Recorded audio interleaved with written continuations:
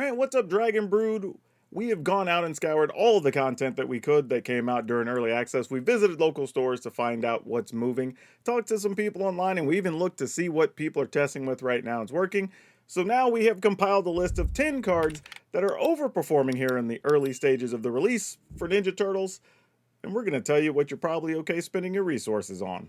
Alright, so we're going to start with Raph and Leo, Sibling Rivals. It is a 3-mana spell. That's a 2/4 Mutant Ninja Turtle, not a surprise. When Raph and Leo attacks, if it's the first combat phase of the turn, untap 1 or 2 target attacking creatures. After this phase, there's an additional combat phase. Like, we all thought this card was going to be playable, but it turns out it's actually really good with a few different things. Obviously, you can play some fast mono white aggro with this thing. You could play mono red. You could do some stuff where you're triggering it multiple times with other effects. And it's a 2/4 body, which means it's kind of hard to punch through and makes a pretty sizable blocker. And anything that triggers at the start of the combat step, like say an Ouroboros, for example, or a pile of other things, then you're going to get that additional combat step on top of it because you're getting those extra triggers with those extra abilities each time you go to attack. So there's a lot of ways you could use this card. I wouldn't be surprised if it shows up in a few more lists. I wouldn't go crazy and say you need like 4 of these in a list, but even just 2 of can be kind of scary. Yeah, next on our list is Leonardo Cutting Edge. It's 1 and a white for a 1/1 with Sneak 1. And it has lifelink, and whenever you gain life, put a +1/+1 counter on Leonardo. Now, I don't think this one's painfully, obvious or anything. We all knew this was going to be good, right? But here's the thing. This is a card that also triggers itself, right? Anytime you gain life. And the fact that you could sneak it in often means you're going to get to attack with it next turn as a 2, 3, maybe even a 4 power creature. We've seen this card grow very quickly. It doesn't take much time at all, especially since you have all the other cards that trigger whenever a creature enters, you gain a life. This kind of triggers this as well, right? So there's lots of cool stuff this card can do. I think it's in a dedicated type of list for now, so obviously if you're playing like the mono white life gain deck or something, then this is going to be the card for you. If you're using it for just like a mono white aggro deck, that's probably not the one you want. You probably want the other Leonardo that gets bigger for the number of creatures you control. That's probably going to be more your jam. So while this card is very good and has exceeded or at least met its expectations, it is in mostly the life gain mono white aggro deck that we've seen it so far. Casey Jones Vigilante. It's 1 red for a 4/3. When it enters, draw 3 cards. At the beginning of your next upkeep, discard 3 cards at random. Saw this card getting used a few different ways, right? We have new cards in the set that are good with you discarding. We have other cards already, even a whole deck really right now based around discarding stuff. And this works great if you have like a Moon Shadow or any of the cards that get bigger whenever you discard something, right? It works great for that type of stuff, but also can work with Mayhem decks. It can work with Reanimator stuff if you're just trying to get things into the graveyard while looking for your reanimation spell. This is probably going to find a home on a lot of random lists as like a 3 of. So really cool kind of intermediate card that just, while it's decent size itself, I mean, it is a 4/3 for 3, it does actually enable a bunch of other things in the deck. So if you're kind of building a deck in any of those types of themes and you're not sure what new cards to play, I would at least give this one an experimental try. It is actually proven its worth each time we've seen it so far. Ravenous Robots, 1 and a red for a 2/1. It is a robot, obviously, because it's in the name. When you cast an artifact spell, create a 1/1 colorless artifact creature token. You can pay 1 and tap this, actually 1 red and tap this. Creature tokens you control gain haste until end of turn. It's a 2/1 creature for 2. It's already fine. Every artifact you play is going to get you an extra body. That's obviously good. And then if you just happen to play 3 or 4 things in a turn or have other things that are making artifacts every turn, now you just give all of those haste to be more of a nuisance for your opponent. I would not be surprised if this ends up being like a top 5 most popular card in the set. The only downside to this card, kind of like Leonardo, is that it has to have a dedicated deck type, right? You have to be artifact heavy. You're not just going to play this in random mono red aggro or some Rakdos aggro, right? That's not where this card lives. But if you are doing the artifact thing, this card ends up making 5, 6, 7 tokens very easily. We saw mini boards with just piles of tokens built out. And I don't think that's going to be that abnormal. Even if your opponent sweeps the board, I mean, you could always play the Ravenous Robots in 2 or 3 things, and now you have like 6 creatures again, right? Like it just doesn't take very long at all to rebuild a board, which makes this card even that much more exciting. Not to mention that you can give new things haste on later turns, which is great. Just lots of stuff going on with this card, and again, it's one that we thought was going to be good, and it definitely met the expectations. Good old Chrome Dome. 2 colorless mana for a 1/3. It's a robot ninja. Other artifact creatures you control get +1/+0, and you can pay 5 to create a token that's a copy of another artifact you control. That token gains haste. Sacrifice it at the beginning of the next end step. Lots of cool stuff you can do with this. I mean, the obvious part is it pumps up all your other creatures. And honestly, you're going to see it in decks a lot alongside Ravenous Robot, because what's better than making 1/1s? Well, 2/1s, obviously. But the thing here is that there are some sneaky little combos we've been seeing pop up with Chrome Dome. They haven't really shown their worth just yet, but the fact that enough of them can be out there where you can copy stuff at triggers, get extra mana from a thing, and kind of repeat, if you can find a situation where that works, this could be super good. So we're going to not base anything in this video on that. While those things exist, they haven't really shown themselves to have a definitively good list yet. However, if you are playing artifact creatures and robots or whatever, then yes, you're going to play Chrome Dome, right? They're good in multiples. Just being able to copy something late without having to commit extra to the battlefield, like, it has a bunch of upside. And just pumping a billion 1/1s is always good anyway. And we have a bunch of things that make artifact creature tokens.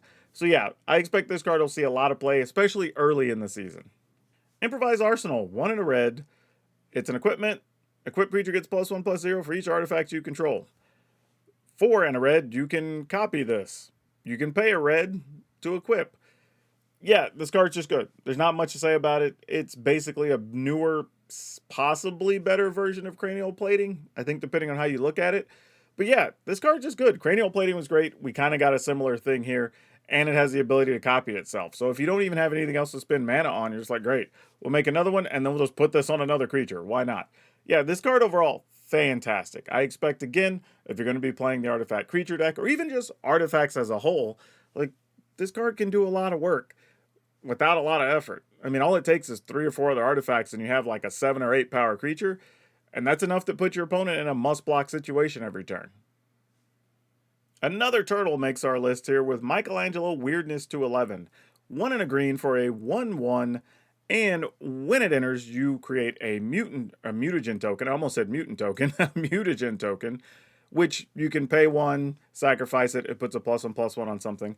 And then if 1 or more +1/+1 counters would be put on a creature you control, that many +1 +1/+1 counters are added to it instead. So obviously this works with a ton of things, right? Anything that cares about +1/+1 counters is going to want this. And there's a ton of stuff right now that adds +1/+1 counters. Namely Ouroboros, obviously the most popular one. But then there's also stuff like Warden of the Grove that's kind of gone underplayed a little bit, right? That could go really well with this. Also, some of your other creatures that just, put counters on every turn. You have, what do you call it? One of the sagas that does it, right? One of the talents, sorry. So, like, lots of cool stuff here that you can do with this card. And I think we always see effects like this every so often, and they tend to be pretty good, right? Now, the +1/+1 counters decks have been okay and playable. This actually makes them that much more potent. And I will say, to be fair, this is just a 1/1, so it's reasonably easy to deal with. It is still legendary, so you kind of have to decide if you want a full set of 4 or not. I would probably play 4 if I was playing a +1/+1 counter deck, because you want to increase the odds that you draw this. But also, getting a mutagen token is not nothing. It's basically like a +2/+2 on whatever creature you want to put it on. And if you play an Ouroboros after this, well, then you're just kind of sending everything into overdrive. So yeah, Michelangelo gets a thumbs up. Showed out to be very good, especially in the Selesnya +1/+1 counter decks. Cool but rude. 1 in a red for a class card. And whenever you attack, you can discard a card. If you do, you draw a card. You can pay 1 in a red whenever you discard a card. This class deals 2 damage to each opponent. And then you can pay 1 in a red again when this class becomes level 3. Search your library for a card, put it in your hand, shuffle, then discard a card at random. Now, overall, I would argue, I don't even think it's arguable, this is probably the best class card in the set. I well, when we do our other video, there'll be at least one or two we talk about that you're probably not going to want. But this card is great. Like, it can be played in multiple formats. It can be played in a variety of decks. Like, anything where you're like, if you care about playing with the monument to endurance, if you care about just discarding stuff for a moon shadow, if you have a deck where you're just discarding to pump your creatures, it works in that. Like, there's just a lot of places this card can go and be a nuisance. Hell, all the blue cards that draw and discard some amount of things, right, can be played alongside this. It's possible this can show up in a deck that doesn't even really have creatures, and you just want to level it up so then every time you discard, you're dealing damage. I don't think we've seen the most we can do with this card, and it's already very good. So yes, if you're thinking about crafting this, buying these, whatever, sooner rather than later is probably the best answer if you plan to play it in standard, at least for the next few weeks. Agent Bishop, man, why did I say it like that? Agent Bishop, man in black, 2 and a white for a 1/2 human soldier. At the beginning of combat on your turn, put a +1/+1 counter on each of up to 2 target creatures. It is a 1/2. Yeah, this card should be good, right? We've had other cards like this that put a +1/+1 counter on every turn. Hell, you're probably playing this in the same deck you're playing Michelangelo and or a Boroid and a pile of other things. The fact that worst case scenario, this card's going to be a 3 mana 2/3 that also puts a counter on something else. But yeah, anything you have that triggers for multiple extra +1/+1s, this is going to be great. Behind Michelangelo, technically, you're putting 2+2/+2s on things, right? So this does all kinds of things, and I expect we're going to see this card a fair amount. And it can be played in just regular aggro decks that are splashing white. Anything cares about +1/+1 counters. It's legendary, so you're not going to go crazy with it, but even just like 2 or 3 copies in a deck could go a long way. And we have Mutagen Man, Living Ooze, X green for a 2/3 Ooze Mutant with Trample. Activated abilities of artifact tokens you control cost 1 less. When Mutagen Man enters, create X Mutagen tokens. Man, there's a lot to talk about this card, and it might be the best creature in this set, which I don't think a lot of people called initially, but after playing with it, this card's very good. Matter of fact, we have a single card strategy video coming, so remember to like, subscribe, do all the good stuff so you can get that, because there's a lot of things you can do with this card, and we're breaking down a bunch of stuff in that video. But the short version is, this works for lots of stuff, not even just Mutagen, but Mutagen are now free to crack, as are maps, by the way, because that only costs 1. But then it makes your food now cost 1 to crack, which is actually very good, and your clues as well. So this can enable a whole pile of things. And then it comes back to the +1/+1 stuff and all that. Like, it works great with all of those things. I mean, the list of the things you can do with this card are very strong and might even be playable in multiple formats. Not to mention, it also produces a bunch of artifacts. So if you have things that care about artifacts, and it just goes on and on. This card is very good. If you've been thinking about playing it or you have some list and you're not sure, this is one that's probably safe to craft because the upside is so high on this card. But like I said, there is a single card strategy video we have coming. So if you want to check that out, it should be out a day or two after you see this. We'll explain more about that card then, because I could really waste probably like a good 5 or 6 minutes talking about Mutagen Man.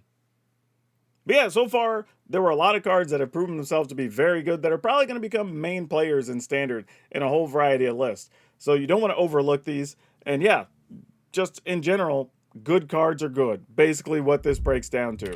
But these are all safe cards that I think you're going to see a lot, at least in the first couple of weeks of the season, and probably even later into the season as well. So between now and Strixhaven, I'd get used to seeing these cards and get familiar with them, because you're going to be seeing them quite a lot. But like I said, like, subscribe, do all the things that make the dings. Otherwise, that's all of you for now. We'll see you next time.